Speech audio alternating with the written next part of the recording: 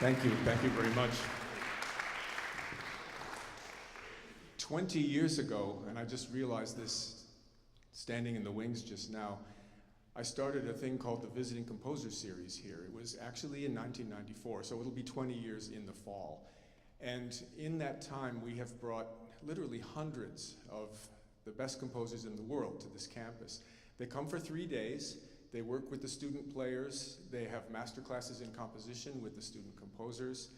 And they do a public presentation on their works.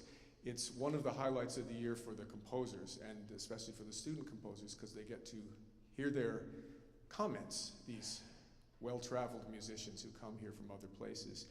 So joining the ranks of people like John Corigliano and John Adams and Joan Tower and Thea Musgrave, you name the great composer you've heard of in the last 20 years. We welcome tonight Don Freund from Indiana University. He's been there since 1992, but I think this is the first time we've had him on our campus, and I'd like you to meet him and hear him talk about his music. Please welcome Don Freund.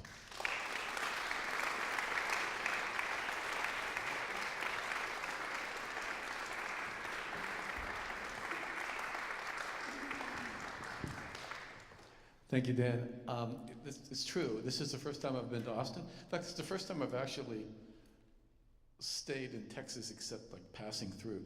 So that's terrible. I'm 66 years old, but this is what a maiden voyage this has been.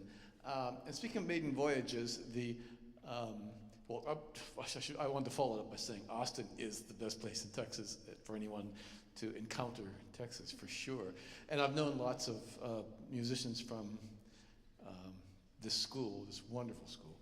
And so I'm not surprised, but actually encountering this in reality has been just a thrill, just great. And you people are very, very lucky to have an ensemble like this to listen to. There aren't that many in the world.